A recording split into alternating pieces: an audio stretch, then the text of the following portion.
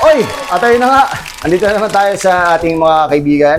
At nandito ako ngayon sa Bike Plus sa may ground floor dito sa SM North EDSA. Nakikita nyo ba tong ano na to? Bisikleta na to. So, yan ang i-review natin kung mahilig ka at naghahanap ka ng tinatawag na folding bike. Tamang-tama to dahil mataas ang gas. Alright? So, may mga kasama tayo dito. Yung mga kasama natin dito, baka naman hindi nyo na mumukhaan. Kasama natin dito si Dennis Trillo. Mamaya, kasama natin. So, standby lang kayo. kung mahilig kayo sa folding bike, panigurado magugustuhan nyo ito. Kaya standby lang kayo. Ako po si Papa Jack at narito ko ngayon sa Bike Talk with Papa Jack. Tara, simulan na natin to.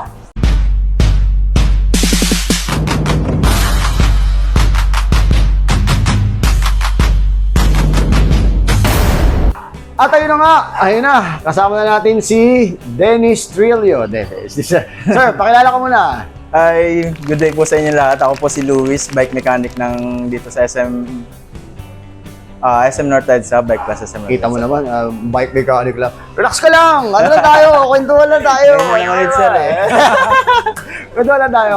Hindi, matagal ko ng kaibigan to, itong Bike Plus na to. Hindi pa ako partner ni Cycle Art. Opo. Hindi pa ako partner ni Cycle Art. Matagal na tayo magkakaibigan Yes, dito. sir. Yes, sir. So, si Ate, dating manager pa dito yung kaibigan natin. So, anyway, pag-usapan natin to. Sir, ano ba ito ipapakita mo sa amin? Bali ito, sir. Ito si Bickerton Junction 1507.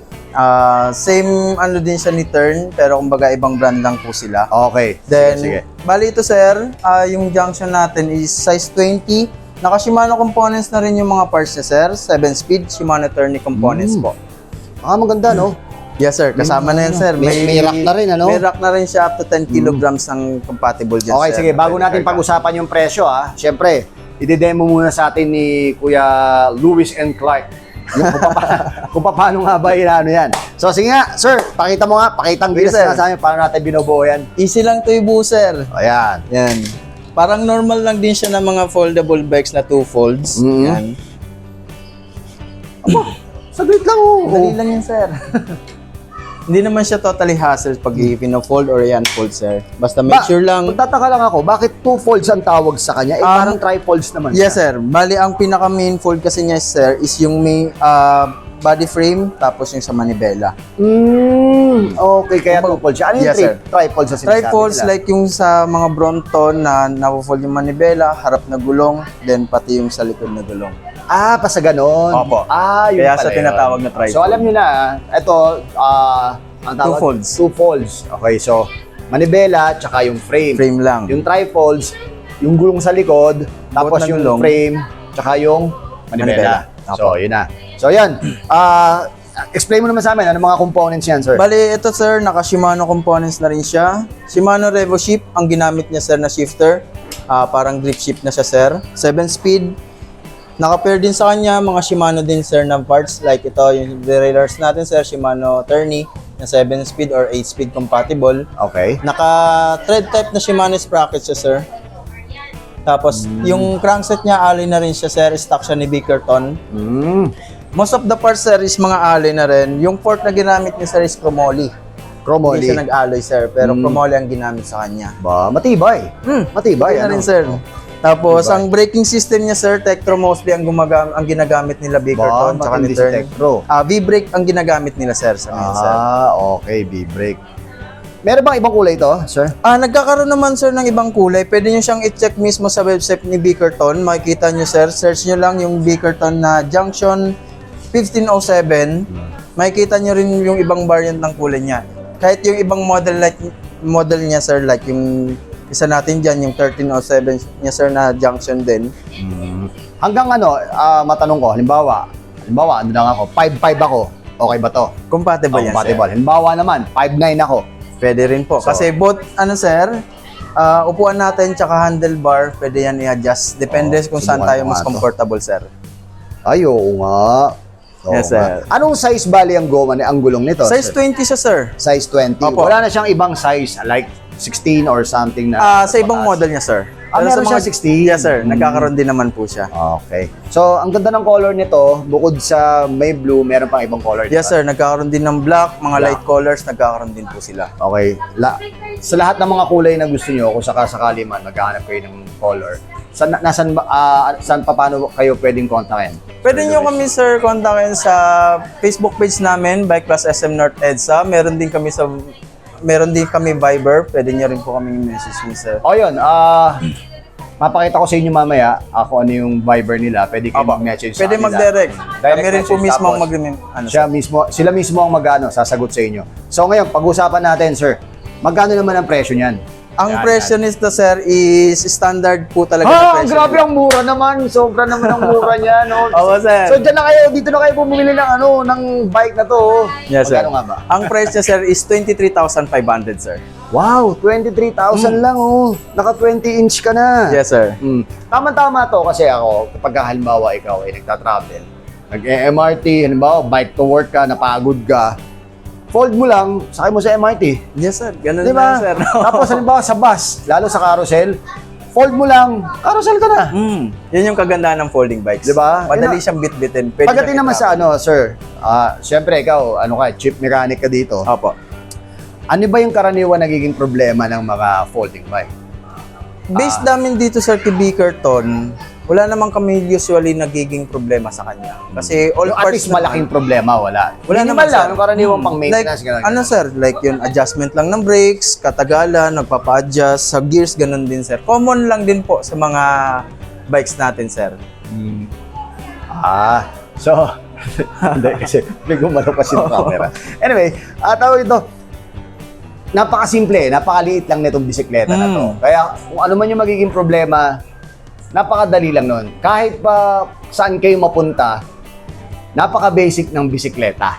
Yes, sir. I-maintenance. Napaka-basic ng bisikleta na ayusin. Ang tanong kasi, kapag nag-folding bike ka, compare dun sa mga malalaking bike na gamit mo, ano yung kahalagahan ng pagbili mo ng folding bike na mabilis mo siyang ma-unpack, mabilis mo siyang mabibitbit. Kapag napagod ka, nasiraan ka, tupi mo, sumakay ka ng tricycle, Yes sir, ganun lang. sumakay ka ng bus. Diba? Ay nakagandahan ng mga maliliit na bisikleta. Unlike, ako, hindi ko naman syempre, ako nakamalaking bike ako.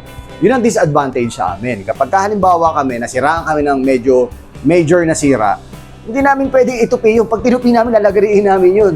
Diba? Lalagariin namin yun. Yun ang kagandahan sa mga folding bike. So kapag medyo na-trouble ka, pwede yun na tricycle, para kang tricycle, umuwi ka na sa inyo kaagad. Di ba? Pag bus ka, umuwi ka na. Kasi pwede mong isakay ito. Sa liit nito, Yes, sa sir. liit nito. Sir, pakita mo nga, pag pinold natin, paano nga? Sige po. Bali pag pinold sir, left side na pedal laging nasa harap kasi doon yung way ng fold niya sir. Okay. First, yung saddle muna sir, pinakamababa niya kasi... Sagad. Opo, yung Sa flooring yan, no? Yes sir, yung seat post niya rin po kasi yung magiging stand niya once na naka-fold. Okay. Then ito, yuko lang natin siya sir, para at least mas slim siya may ipo-fold natin sir. Safe Then, na ito safe, lang. ano? Tanggal lang yung double lock niya sir. Open lang, yan, pwede mo na siya ilagay sa baba sir.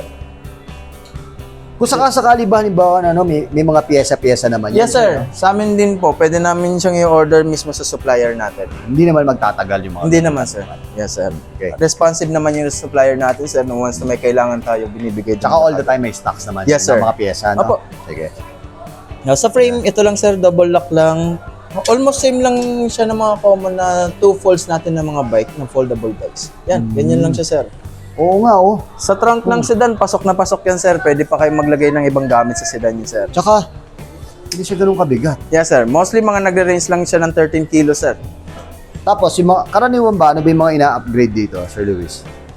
Sa mga ganito sir, kung gusto nila mag-upgrade ng speed, like Pwede for yan. example na Ano sagad na speed niyan? Mga, up to 10 speed naman. Kumbaga parang same lang din siya ng mga parts na ginagamit sa road bike. mga Yun din Tiagra, naman. no? Yes sir. Tiagra, Pwede, Sora, oo. 105. Compatible Oo, yan sir. Kung sakasakali medyo nakakaluwag-luwag na kayo naman.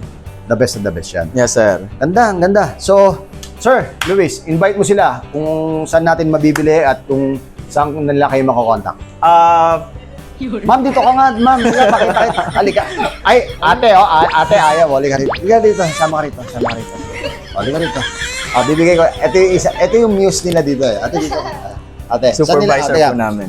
siya yung muse dito, yung supervisor nila. Napakaganda, no, ate, no? Ate, ano daw, tanongin natin, anong pangalan mo daw, ate? Hello, good evening. Ako po si Melissa from Bike Plus SM North. So, kung mag-i-inquire po kayo, PM lang kayo sa Bike Plus SM North EDSA sa page po namin. Then, all the way naman, nagre-reply kami agad-agad. Narinig nyo, ha? Nagre-reply siya kaagad. So, alam nyo na kaagad. So, may number na ba kayo dito? May number? Telephone number? Meron, sir. Meron telephone Opo. number. So, may telephone number, pa-flash ko na lang dito yung telephone number. Bukod ba dito sa, syempre, ma'am, paano yun? Nasa ano ako? SM Tugigaraw ako. Paano yun? Meron ba silang Bike Plus doon? Saan ba yung mga branch? Okay. So, bali sa Manila lang po kami. Pwede kayong mag-PM. Pwede po nating ipa-AP Cargo. And then, online transaction, pwede din po. Ano yung mga branch ng Bike Plus? Sa SM MOA, SM MOA. Dasmariñas, no? Yes, sir. Tsaka Santa Rosa and Pampanga po. Dami na rin pala. Opo. So, meron kayong mga blue up, ganun, orange up, parang sa blue up, saan yun? Sa Lazada yun, ano?